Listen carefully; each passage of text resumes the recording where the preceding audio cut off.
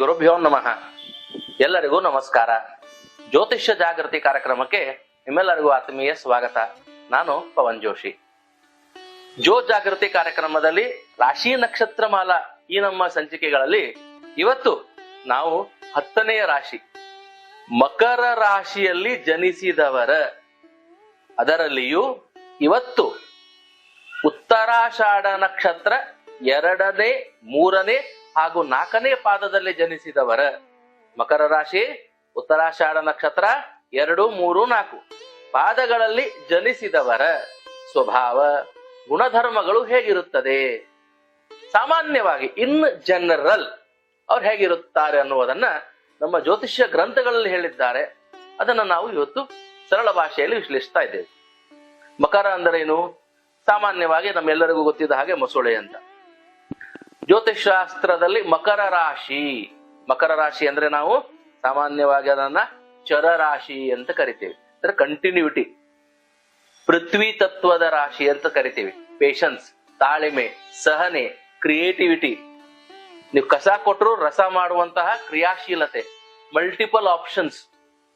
ಒಂದು ಭೂಮಿ ಒಳಗ ಎಲ್ಲಾ ಸಿಗ್ತದ ನಿಮ್ಗ, ಹಂಗ ಅನೇಕ ಸತ್ವಗಳು. ಶನಿ ಗ್ರಹದ ರಾಶಿ. ಶನಿ ಅಂದ್ರ ಅವಮಾನ, ಅಪಮಾನ, ಅಸಮಾಧಾನ, ದುಃಖ, ಕಷ್ಟ, ನಷ್ಟ ಏನೇ ಬಂದರೂ ಮುಂದೆ ನಡೆಯುವ ಸಾಮರ್ಥ್ಯವುಳ್ಳವರು, ಹೆಚ್ಚು ಕಷ್ಟಗಳನ್ನೇ ನೋಡುವವರು. ಕಷ್ಟಗಳು ಇವರಿಗೆ ಕಷ್ಟಗಳೇ ಅನಿಸುವುದಿಲ್ಲ, ಅಷ್ಟರ ಮಟ್ಟಿಗೆ ಕಷ್ಟಗಳನ್ನು ನೋಡಿರುತ್ತಾರೆ ಅಂತ ಕೂಡ ಕೆಲವೊಂದ್ ಕಡೆ ಬರ್ತದೆ. ಮಕರ ರಾಶಿ ಉತ್ತರಾಷಾಢ ನಕ್ಷತ್ರದಲ್ಲಿ ಜನಿಸಿದವರ ಸ್ವಭಾವವನ್ನು ಹೇಳೋಕ್ಕಿಂತ ಪೂರ್ವದಲ್ಲಿ ಮಕರ ರಾಶಿ ಬಗ್ಗೆ ಹೇಳ್ತಾ ಇದ್ದೇನೆ. ಮಕರ ಚರರಾಶಿ, ಶನಿಗ್ರಹದ ರಾಶಿ. ಮೊಸಳೆ ಅಂದ್ರೇನು? ನೀರಿನಲ್ಲೂ ಇರ್ತದ, ಭೂಮಿ ಮೇಲೂ ಇರ್ತದ, ಸಹನೆ ಇರ್ತದ, ತಾಳ್ಮೆ ಬಹಳ ಇರ್ತದ, ಎಷ್ಟು ದಿನ ಬೇಕಿದ್ರೆ ಉಪವಾಸ ಇರ್ತದ, ಆದ್ರ ತನಗೇನು ಬೇಕೋ ಅದನ್ನೇ ಪಡಿತದ. ಇದು ಸಾಮಾನ್ಯ ಸ್ವಭಾವ. ಮಕರ ರಾಶಿಯವರು ಹಾಗೆ. ಈಗ ಅವ್ರ ಹತ್ರ ಒಂದೇನೋ ವಿಶೇಷವಾದಂತ ವಿದ್ಯೆ ಅದ, ಯಾರ ಹತ್ರ ಬೇಕಾದಂತ ಹಂಚ್ಕೊಳ್ಳಂಗಿಲ್ಲ ಅವರು. ಎಲ್ಲಿ ಅವಶ್ಯಕತೆ ಅದ, ಎಲ್ಲಿ ಅದರಿಂದ ಉಪಯೋಗ ಆಗ್ತಾ ಇಲ್ಲ ಮಾತ್ರ ಹಂಚ್ಕೊಳ್ತಾರ.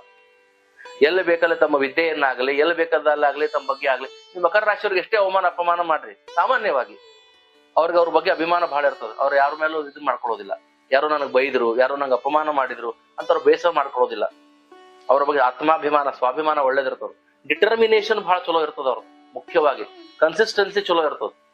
ಎಲ್ಲಾ ರಾಶಿಯವ್ರಿಗೂ ಜೀವನದಲ್ಲಿ ಸಾಧನೆ ಮಾಡಬೇಕು ಅಂತ ಇರ್ತದ, ಕಷ್ಟಪಡ್ಬೇಕು ಅಂತ ಇರ್ತದ, ದುಡ್ಡು ಸಂಪಾದನೆ ಮಾಡ್ಬೇಕು, ಒಳ್ಳೆ ಹೆಸರು ಸಂಪಾದನೆ ಮಾಡ್ಬೇಕು, ವಿದ್ಯಾ ಸಂಪಾದನೆ ಮಾಡ್ಬೇಕು, ನೋಡ್ಲಿಕ್ಕೆ ಚಂದ ಕಾಣಬೇಕು, ಸಮಾಜದಲ್ಲಿ ಒಳ್ಳೆ ಗುಣಮುಖರಾಗಿ, ಶ್ರೀಮಂತನಾಗಿ, ಧೀಮಂತನಾಗಿ ಒಳ್ಳೆಯ ಹೆಸರನ್ನ ಗಳಿಸಬೇಕು ಅಂತ ಎಲ್ಲರಿಗೂ ಇರ್ತದೆ. ಮಕರ ರಾಶಿಯವ್ರಿಗೆ ಹಾಗಿರೋದಿಲ್ಲ.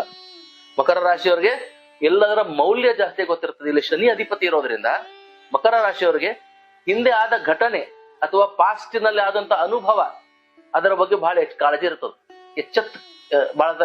ಎಚ್ಚೆತ್ಕೊಳ್ತಾ ಇರ್ತಾರ ಅವ್ರು. ಪ್ರತಿ ಸರ್ತಿ ಮುಂದಾಗುವುದರ ಬಗ್ಗೆ ಯೋಚನೆ ಮಾಡ್ಕೊಂತ ಮುಂಚೆ ಹಿಂದಾಗಿದ್ರ ಬಗ್ಗೆ ಯೋಚನೆ ಮಾಡ್ತಾ ಇರ್ತಾರ. ಒಂದೊಂದು ರೂಪಾಯಿ, ಒಂದೊಂದು ಕ್ಷಣ, ಒಂದೊಂದು ದುಡ್ಡು, ಒಂದೊಂದು ಸಂಬಂಧ ಹೆಚ್ಚು ಬೆಲೆಯನ್ನ ಕೊಡ್ತಾ ಇರ್ತಾರೆ, ಮೌಲ್ಯವನ್ನ ಕೊಡ್ತಾ ಇರ್ತಾರೆ. ಇವರಲ್ಲೂ ಸ್ವಾರ್ಥ ಇರ್ತದ, ಇವರಲ್ಲೂ ಸಿಟ್ಟಿರ್ತದ, ಇವರಲ್ಲೂ ಸ್ವಲ್ಪ ಅಹಂಕಾರ ಬುದ್ಧಿ ಇರ್ತದ, ಏನು ಸಂಶಯ ಇಲ್ಲ. ಇವರಲ್ಲೂ ಸ್ವಲ್ಪ ಅಸೂಯೆ ಪಡುವಂತ ಬುದ್ಧಿ ಇರ್ತದ ಶನಿ ಇರೋದ್ರಿಂದ. ಇವರಲ್ಲೂ ಆಲಸ್ಯ ಜಾಸ್ತಿ ಇರ್ತದ, ಇರಂಗಿಲ್ಲ ಅಂತಲ್ಲ. ಇವರಲ್ಲಿಯೂ ಕೆಲವೊಂದ್ ಸರ್ತಿ ವ್ಯಸನಗಳು, ಚಟಗಳು, ಸುಳ್ಳು ಹೇಳುವ ಬುದ್ಧಿ, ಪರಸ್ಪರ ಮನಸ್ತಾಪಗಳನ್ನ ತರುವಂತಹ ಸ್ವಭಾವ, ತಮ್ಮ ಕೆಲಸಗಳನ್ನ ಮಾಡ್ಕೊಳ್ಳಕ್ಕೆ ಎಷ್ಟೇ ಕಪಟೋಪಾಯ, ಇವೆಲ್ಲ ಇರ್ತದ. ಆದ್ರೆ ಇವೆಲ್ಲ ಹಿಂದಿರ್ತದ ಅನಿವಾರ್ಯ ಪ್ರಸಂಗಗಳಲ್ಲಿ. ಬಹುಮುಖ್ಯವಾಗಿ ಏನಿರ್ತದ, ಡಿಟರ್ಮಿನೇಷನ್ ಚಲೋ ಇರ್ತದ, ಪ್ರಾಕ್ಟಿಕಲ್ ಇರ್ತಾರ. ಸುಮ್ಮನೆ ಏನೋ ಒಂದು ಕತೆ ಕಾದಂಬರಿಗಳಲ್ಲ, ಪ್ರತ್ಯಕ್ಷವಾಗಿ ಕಂಡರು ಪ್ರಮಾಣಿಸಿ ನೋಡುವಂತ ಗುಣ ಇರ್ತದ. ಎಲ್ಲರಿಗೂ ಇರ್ತದ, ಇವ್ರಿಗೆ ಸ್ವಲ್ಪ ಜಾಸ್ತಿ ಇರ್ತದ, ಹೆಚ್ಚಿರ್ತದ. ಮಕರ ಅನ್ನುವ ರಾಶಿ ಹೇಗೆ ಅಂತಂದ್ರೆ, ಇವರು ಹಿಡಿದು ಕೆಲಸವನ್ನ ಬಿಡುವಂತವರಲ್ಲ. ಮೊಸಳೆ ಸ್ವಭಾವ ನೋಡಿದ್ರೆ ಒಮ್ಮೆ ಹಿಡಿತಂದ್ರೆ ಅದು ಬಿಡೋದಿಲ್ಲ.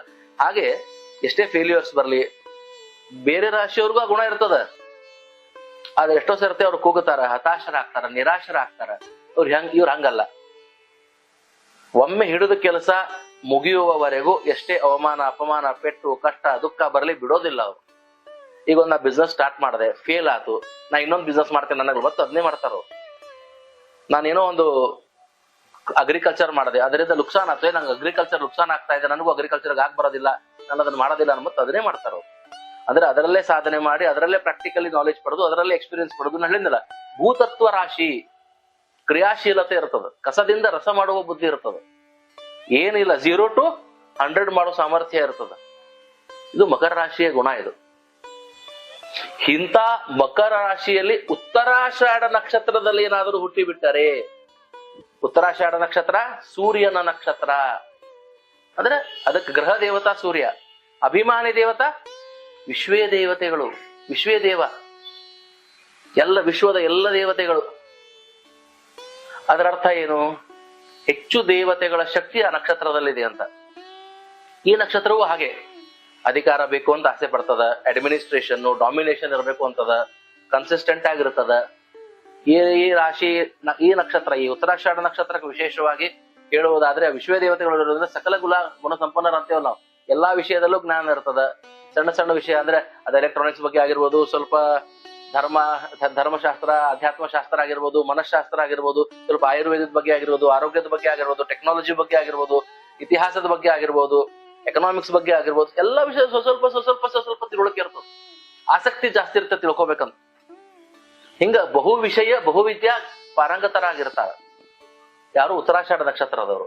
ಮತ್ತೆ ವಿಶ್ವೇ ದೇವತಾ ಇದರ ಅಧಿಪತಿ ಇರುವುದರಿಂದ, ಸೂರ್ಯ ಇದರ ಅಧಿಪತಿ ಇರುವುದರಿಂದ, ರಾಶಿ ಅಧಿಪತಿ ಶನಿ ಇರೋದರಿಂದ, ಇದು ಸೂರ್ಯನಿಗೂ ಶನಿಗೂ ಒಂದ್ ಸ್ವಲ್ಪ ಭಿನ್ನಾಭಿಪ್ರಾಯ ಇರೋದರಿಂದ ಎಷ್ಟೋ ಸರ್ತಿ ಫೈನಾನ್ಷಿಯಲಿ, ನಾನು ಹೇಳ್ತಾ ಇರೋದು ಫೈನಾನ್ಷಿಯಲಿ ಡಿಸಿಷನ್ಸ್ ಫೇಲ್ಯೂರ್ಸ್ ಆಗ್ತಾವ, ಅಡ್ಮಿನಿಸ್ಟ್ರೇಷನ್ ಡಿಸಿಷನ್ಸ್ ಫೇಲ್ಯೂರ್ಸ್ ಆಗ್ತಾವ. ಸಾಮಾನ್ಯವಾಗಿ ಮಕರ ರಾಶಿಯವ್ರ ಸ್ವಭಾವ ಹೆಂಗಂದ್ರೆ ಕೆಲಸ ತಗೊಳಿದ್ರ ಬಹಳ ಶಾಣೆ ಅವರು. ಮಕರ ರಾಶಿ ಅಂತ ತಿಳ್ಕೊಡ್ರ ಅಂತ ಒಂದ್ 10 ಮಂದಿ ಇದ್ದಾರಪ್ಪ, ಯಾರ್ಯಾರ ಕಡೆ ಏನೇನ್ ಕೆಲಸ ತಗೋಬೇಕು, ಹೆಂಗ್ ಕೆಲಸ ತಗೋಬೇಕು, ಭಾರಿ HR ಡಿಪಾರ್ಟ್ಮೆಂಟ್ ಭಾರಿ ಹೇಳಿ ಮಾಡಿಸೋರು ಇವರು. ಆದ್ರೆ ಉತ್ತರಾಷಾಢ ನಕ್ಷತ್ರ ಡಾಮಿನೇಟಿಂಗ್ ಮಾಡ್ಲಿಕ್ಕೆ ಹೋಗಿ, ಸ್ವಲ್ಪ ಹೆಚ್ಚು ಅಧಿಕಾರ ತೋರಿಸ್ಲಿಕ್ಕೆ ಹೋಗಿ ಸಂಬಂಧಗಳನ್ನು ಕಳ್ಕೊಳ್ಳುವಂತ ಸಾಧ್ಯತೆ ಆಗ್ಬಿಡ್ತದೆ ಈ ರವಿ ಮತ್ತೆ ಶನಿಯ ಕಾರಣದಿಂದಾಗಿ. ಸಾಮಾನ್ಯವಾಗಿ ಮಕರ ರಾಶಿಯವರು ತಂದೆ ತಾಯಿಗಳ ಮೇಲೆ ಹೆಚ್ಚು ಪ್ರೀತಿ ಉಳ್ಳವರಾಗಿರ್ತಾರ, ಸಂಬಂಧಗಳಲ್ಲಿ ಹೆಚ್ಚು ಪ್ರೀತಿ ತೋರಿಸುವಂತವರಾಗಿರ್ತಾರ, ಏನ್ ಕೇಳಿದ್ರು ಆಯ್ತು ಮಾಡ್ತೀನಿ ಅನ್ನೋ ಗುಣದವರಾಗಿರ್ತಾರ. ಆದ್ರೆ ಈ ಮಕರ ರಾಶಿ ಉತ್ತರಾಷಾಢ ನಕ್ಷತ್ರ ಬಂದ್ಬಿಟ್ರೆ ಕೆಲವೊಂದು ಸರ್ತಿ ತಂದೆಯ ಜೊತೆ, ದೊಡ್ಡ ಅಣ್ಣನ ಜೊತೆ ಅಥವಾ ಹಿರಿಯ ಸ್ನೇಹಿತರ ಜೊತೆ ಸ್ವಲ್ಪ ಮನಸ್ತಾಪಗಳು ಹೆಚ್ಚಾಗುವಂತ ಸಾಧ್ಯತೆಗಳು ಕೂಡ ಇರುತ್ತದೆ. ಅಥವಾ ಈಗ ಮಕರ ರಾಶಿ ಉತ್ತರಾಷಾಢ ನಕ್ಷತ್ರದವರು ತನ್ನ ಮೇಲಿರೋ ಬಾಸ್ ಏನಾದ್ರು ತಪ್ಪು ಮಾಡಿದ್ರೆ ಸಹಿಸ್ಕೊಳಕ್ ಆಗ್ತಿರಂಗಿಲ್ಲ, ಅವ್ರು ಮಾಡಿ ತಪ್ಪು ಹೇಳ್ಬಿಡ್ತಾರ. ಅವ್ರು ಈ ತನ್ಕಿಂತ ದೊಡ್ಡವರು, ತನ್ಕಿಂತ ಸೀನಿಯರ್ಸು ಏನಾರು ತಪ್ಪು ಮಾಡಿದ್ರೆ ಬೇರೆದವ್ರು ಏನ್ ಮಾಡ್ತಾರೆ, ಹೋಲ್ ಬಿಡಪ್ಪ ನಮ್ಗೆ ಯಾಕೆ ಬೇಕು ಅವ್ರು ಸೀನಿಯರ್ಸ್ ಅಂತ ಸುಮ್ಮನೆ ಆಗ್ತಾರೆ. ಉತ್ತರಾಷಾಢ ನಕ್ಷತ್ರ ಮಕರ ರಾಶಿಯವ್ರು ಹಂಗಲ್ಲ, ಆ ತಪ್ಪನ್ನು ತೋರ್ಸೇ ಬಿಡ್ತಾರ ಅವ್ರು. ಸರ್ ನೀವು ನನಗೆ ಹೇಳಿದ್ರಲ್ಲ ತಪ್ಪು ಮಾಡಿದ ಅಂತ ಹೇಳಿ ನೀವು ತಪ್ಪು ಮಾಡಿದ್ರಿ. ಈ ಉತ್ತರಾಷಾಢ ನಕ್ಷತ್ರ ಮಕರ ರಾಶಿಗೆ ಸ್ವಭಾವ ಇರ್ತದೆ, ಭೇದವಿರುವುದಿಲ್ಲ, ಭಯವಿರುವುದಿಲ್ಲ, ನೇರವಾಗಿರುತ್ತಾರೆ. ಅದರಿಂದ ಅವ್ರು ಏನಾದ್ರು ನುಕ್ಸಾನ ಆಗ್ಲಿ ತಡ್ಕೊಳ್ತಾರ. ಬಟ್ ಆ ಕ್ಷಣಕ್ಕೆ ಅದನ್ನ ಹೇಳಿ ಅವ್ರು ಸಮಾಧಾನ ಪಡಿಬೇಕು. ಬೇರೆ ರಾಶಿಯವ್ರು ಹಿಂಗಿರ್ತಾರ, ಬಟ್ ಇವರು ವಿಶೇಷವಾಗಿರ್ತಾರ. ಹೀಗೆ ಉತ್ತರಾಷಾಢ ನಕ್ಷತ್ರ ದುಡ್ಡನ್ನು ಹೆಚ್ಚಿಗೆ ಅಪೇಕ್ಷೆ ಪಡ್ತದ, ಅಧಿಕಾರವನ್ನು ಹೆಚ್ಚಿಗೆ ಅಪೇಕ್ಷೆ ಪಡ್ತದ, ಲಕ್ಸುರಿಯಸ್ ಲೈಫ್, ಅಡ್ಮಿನಿಸ್ಟ್ರೇಟಿವ್ ಲೈಫ್ ಮಾಡ್ಬೇಕು ಅಂತ ಆಸೆ ಪಡ್ತದ. ಹೆಚ್ಚು ಈ ಮಕರ ರಾಶಿ ಉತ್ತರಾಷಾಢ ನಕ್ಷತ್ರ ಅಂದ್ರೆ ದೊಡ್ಡ ದೊಡ್ಡ ಬಿಸ್ನೆಸ್ ಮೆನ್ನು, 100 ಜನರಿಗೆ ಕೆಲಸ ಕೊಡುವಂತ ಸ್ವಭಾವ. ಯಾಕಂದ್ರೆ ಕೆಲಸ ತಗೊಳ್ಳೋದು ಗೊತ್ತಿರ್ತದ, ಅಡ್ಮಿನಿಸ್ಟ್ರೇಷನ್ ಮಾಡೋದು ಗೊತ್ತಿರ್ತದ, ಕಡಿಮೆ ದುಡ್ಡಿನ ಹೆಚ್ಚಿಗೆ ಕೆಲಸ ಮಾಡಿಸುವಂತ ಪವರ್ ಇವ್ರ ಕಡೆ ಜಾಸ್ತಿ ಇರ್ತದ. ಯಾಕಂದ್ರೆ ದುಡ್ಡಿನ ಮೌಲ್ಯ ಇವ್ರಿಗೆ ಗೊತ್ತಿರ್ತದ. ಹೆಂಗ ಮಕರ ರಾಶಿಯವರಿಗೆ ಒಂದೊಂದು ರೂಪಾಯಿ ಮೌಲ್ಯ ಗೊತ್ತಿರ್ತದ. Every time they come from the past. Shani ಇರೋದ್ರಿಂದ ಪರಿಶ್ರಮದ ಮೌಲ್ಯ ಗೊತ್ತಿರ್ತದ. ಯಾಕಂದ್ರೆ ಬರೇ ಪರಿಶ್ರಮ, ಪ್ರತಿಫಲ ಬಹಳ ಕಡಿಮೆ ಇರ್ತದೆ ಇವ್ರಿಗೆ. 10 ಸರ್ತಿ ಪರಿಶ್ರಮ ಪಟ್ರೆ 1 ಸಲ ಪ್ರತಿಫಲ ಸಿಗ್ತಿರ್ತದೆ. ಹಿಂಗಾಗಿ ಪ್ರತಿಯೊಂದು ಸಮಯದ ಮಹತ್ವ, ದುಡ್ಡಿನ ಮಹತ್ವ, ಸಂಬಂಧಗಳ ಮಹತ್ವ, ಅನ್ನ ಊಟ ಉಪಚಾರಗಳ ಮಹತ್ವ ಸ್ವಲ್ಪ ಹೆಚ್ಚಿರ್ತದೆ. ಹಿಂಗಾಗಿ ಮಕರ ರಾಶಿ ಉತ್ತರಾಷಾಢ ನಕ್ಷತ್ರ ಬಹಳ ಒಂಥರ ವಿಚಿತ್ರವಾದ ನಕ್ಷತ್ರ. ನೋಡ್ರಿ, ಧನುರಾಶಿ ಉತ್ತರಾಷಾಢ ನಕ್ಷತ್ರ ಸ್ವಭಾವನ ಬೇರೆ. ಯಾಕಂದ್ರೆ ಅಲ್ಲಿ ಗುರು ಬರ್ತಾನ, ಅಲ್ಲಿ ಬಹಳ ತ್ಯಾಗ ಗುಣ ಇರ್ತದೆ. ಇಲ್ಲಿ ಹಂಗಿರಂಗಿಲ್ಲ, ಇಲ್ಲೊಂದು ಸ್ವಭಾವನ ಬೇರೆ ಇರ್ತದ. ಇಲ್ಲೂ ಸ್ವಾರ್ಥ, ಅಸಮಾಧಾನ, ಬೇಸರ, ಸಿಟ್ಟು, ಅಹಂಕಾರ ಎಲ್ಲ ಇರ್ತದ. ಸುಳ್ಳು ಹೇಳುವಂತ ಬುದ್ಧಿ, ಸ್ವಲ್ಪ ವ್ಯಸನ ಮಾಡುವಂತ ಬುದ್ಧಿ ಎಲ್ಲ ಇರ್ತದ. ಅವೆಲ್ಲ ಸಣ್ಣ ಪ್ರಮಾಣಕ್ಕೆ ಇರ್ತದ. ಆದ್ರೆ ಹೆಚ್ಚಿಗೆ ಏನಿರ್ತದ, ಶ್ರೇಷ್ಠವಾದದ್ದು ಏನಿರ್ತದ ಅಂದ್ರೆ determination, consistency, being practical, being supportive, ಯಾರಿಂದ ಏನ್ ಕೆಲಸ ತಗೋಬೇಕು, ವರ್ಕೇಬಿಲಿಟಿ, ವರ್ಕಿಂಗ್ ನೇಚರ್ ತುಂಬಾ ಚೆನ್ನಾಗಿರ್ತದ. ಇದು ಸಾಮಾನ್ಯವಾಗಿ ಮಕರ ರಾಶಿ ಉತ್ತರಾಷಾಢ ನಕ್ಷತ್ರದ ಸ್ವಭಾವ. ಈಗ ಮಕರವನ್ನು ನಾವು ಚರರಾಶಿ ಅಂತ ತಗೊಳ್ತೀವಿ. ಮಕರ ರಾಶಿ ಉತ್ತರಾಷಾಢ ನಕ್ಷತ್ರ 2ನೇ ಚರಣದಲ್ಲಿ ಜನಿಸಿದವರು ಹೇಗಿರ್ತಾರೆ? ಯಾಕಂದ್ರೆ 1ನೇ ಚರಣದವರು ಧನು ರಾಶಿಯೊಳಗೆ ಜನಿಸ್ಬಿಟ್ಟಿರ್ತಾರೆ. ಉತ್ತರಾಷಾಢ ನಕ್ಷತ್ರ 2ನೇ ಚರಣದಲ್ಲಿ ಜನಿಸಿದವರು ಹೇಗಿರ್ತಾರೆ? ಅದಕ್ಕೆ ಅಧಿಪತಿ ಮತ್ತೆ ಶನಿನೇ ಬರ್ತಾನೆ. ಆಗ ಇವರು ಇನ್ನೂ ಹೆಚ್ಚು ಪರಾಕ್ರಮಿಗಳಾಗ್ತಾರ, ದೊಡ್ಡ ದೊಡ್ಡ ರಾಜಕಾರಣಿಗಳಾಗ್ತಾರ, ದೊಡ್ಡ ದೊಡ್ಡ ಇಂಡಸ್ಟ್ರಿಯಲಿಸ್ಟ್, ಮಲ್ಟಿ ಮಿಲಿಯನಿಯರ್ಸ್, ಫೈನಾನ್ಷಿಯಲ್ ಪ್ರಾಸ್ಪೆಕ್ಟ್ಸ್, ಫೈನಾನ್ಸರ್ಸ್. ಹೆಚ್ಚು ಫೈನಾನ್ಸ್ ಮಾಡೋರಿಗೆ ಶನಿ ಪ್ರಬಲತೆ ಜಾಸ್ತಿ ಬೇಕು ಅಂತ ನಾವ್ ಹೇಳ್ತೇವೆ. ಫೈನಾನ್ಸ್ ಬಡ್ಡಿಗ್ ಬಡ್ಡಿ, ಬಡ್ಡಿಗ್ ಬಡ್ಡಿ, ಬಡ್ಡಿಗ್ ಬಡ್ಡಿ. ಈ ಒಂದು 10 ರೂಪಾಯಿ ಕೂಡಿಟ್ರೆ ಅನುಕೂಲ ಆಗ್ತದೆ. ಈ 10 ರೂಪಾಯಿ ಕೂಡಿಟ್ಟು 100 ರೂಪಾಯಿ ಮಾಡೋಣ. ಆ 100 ರೂಪಾಯಿ ಮತ್ತೊಂದೆಲ್ಲ ಹೂಡಿಕೆ ಮಾಡ್ರೆ ಮತ್ತೆ 10 ರೂಪಾಯಿ ಬರಬೇಕು. ಹಂಗ 10 ರೂಪಾಯಿ ಕೂಡಿಟ್ಟು ಮತ್ತೆ 100 ರೂಪಾಯಿ ಹೂಡಿಕೆ ಮಾಡ್ರೆ ಮತ್ತೊಂದು 10 ರೂಪಾಯಿ. ಹೀಗೆ ಈ ಕಂಪೌಂಡ್ ಇಂಟ್ರೆಸ್ಟ್, ಕಂಪೌಂಡ್ ಕ್ಯಾಲ್ಕುಲೇಷನ್ ಮಕರ ರಾಶಿ ಉತ್ತರಾಷಾಢ ನಕ್ಷತ್ರ 2ನೇ ಚರಣದೊಳಗೆ ಇರ್ತದೆ. ಈ ಸಂಬಂಧ ನಾ ಬೆಳೆಸಿದ ಮುಂದೆ ನನ್ಗೆ ಲಾಭಪ್ಪ, ಇವನ್ ಜೊತೆನ ಹೆಚ್ಚು ಸಮಯ ಕಳೆದೆ, ಇವನ್ ಜೊತೆನ ಹೆಚ್ಚು ವ್ಯವಹಾರ ಮಾಡದೆ, ಇವನಿಗೆ ಹೆಚ್ಚಿಗೆ ಹೆಲ್ಪ್ ಮಾಡದೆ, ಮುಂದೆ ಇವನಿಂದ ಏನ್ ಲಾಭ, ನನಗೆ ಇವನಿಂದ ಏನ್ ಅನುಕೂಲ, ಅಥವಾ ಈ ವಿಷಯದಕ್ಕೆ ನಾ ಸಮಯವನ್ನು ಕೊಟ್ಟೆ, ದುಡ್ಡನ್ನು ಖರ್ಚು ಮಾಡದೆ, ಪ್ರತಿಯೊಂದನ್ನು ಕ್ಯಾಲ್ಕುಲೇಟಿವ್ ಆಗಿರ್ತಾರೆ. If I spend more time, if I spend more money, if I spend more my energy, ನನಗೇನು ಸಿಗ್ತದ? 2ನೇ ಚರಣದವ್ರು ಬಹಳ ಆದ್ಯತೆ ಕೊಡ್ತಿರ್ತಾರೆ. ಯಾಕಂದ್ರೆ ಬಹಳ ಪ್ರೋಗ್ರೆಸಿವ್ ಇರ್ತಾರ, ಬಹಳ ಪಾಸಿಟಿವ್ ಇರ್ತಾರ, ಬಹಳ ಅಂದ್ರೆ ಬಹಳ ಸ್ಟ್ರೆಂಥ್ ಇರ್ತಾರ. ಸಾಮಾನ್ಯವಾಗಿ ಮಕರ ರಾಶಿ ಉತ್ತರಾಷಾಢ ನಕ್ಷತ್ರ 2ನೇ ಚರಣದವರು ನೋಡಿರ್ಬೇಕ್ರಿ ನೀವು. ಎಷ್ಟೋ ಮಂದಿ ಪಾಲಿಟಿಕ್ಸ್ ನಾಗ ಇರ್ತಾರ, ಸಣ್ಣ ಪುಟ್ಟ ಸ್ಥಾನದಾಗ ಇರ್ತಾರ, ಸ್ವಲ್ಪ ದೊಡ್ಡ ಸ್ಥಾನದಾಗ ಇರ್ತಾರ, ಅತ್ಯುನ್ನತ ಸ್ಥಾನಗಳಂತ ನಾವು ಕರಿತೇವೆ. ಅವೆಲ್ಲಾ ಸ್ಥಾನಗಳು ಮಕರ ರಾಶಿ ಉತ್ತರಾಷಾಢ ನಕ್ಷತ್ರದವರು ಸಿಗ್ತಾವ 2ನೇ ಚರಣದವ್ರಿಗೆ. ಕೋಟ್ಯಾಧೀಶ್ವರ, ದೊಡ್ಡ ಬಿಸ್ನೆಸ್ ಮ್ಯಾಗ್ನೆಟ್, ಸ್ವಲ್ಪ ಸಮಯದಲ್ಲಿ ದೊಡ್ಡ ಹೆಚ್ಚರನ್ನು ಗಳಿಸಿದ, ದೊಡ್ಡ ಸಾಧನೆ ಮಾಡದ, ದೊಡ್ಡ ಸಾಮ್ರಾಜ್ಯವನ್ನು ಕಟ್ಟಿದ.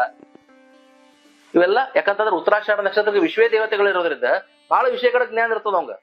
ಅವಂಗ ಮ್ಯಾನುಫ್ಯಾಕ್ಚರಿಂಗ್ ನಾಲೆಜ್ ಇರ್ತದ, ಮ್ಯಾನೇಜ್ಮೆಂಟ್ ನಾಲೆಜ್ ಇರ್ತದ, ಅಡ್ಮಿನಿಸ್ಟ್ರೇಷನ್ ನಾಲೆಜ್ ಇರ್ತದ, ಮ್ಯಾನ್ ಪವರ್ ನಾಲೆಜ್ ಇರ್ತದ, ಫೈನಾನ್ಸ್ ಬಗ್ಗೆ ನಾಲೆಜ್ ಇರ್ತದ, ಏನಾರ ಸಮಸ್ಯೆ ಬಂದ್ರೆ ಗೊತ್ತಿರ್ತದ, ಲಾ ಆರ್ಡರ್ಸ್ ಬಗ್ಗೆ ಗೊತ್ತಿರ್ತದ, ಗೌರ್ಮೆಂಟ್ ಬಗ್ಗೆ ಗೊತ್ತಿರ್ತದ.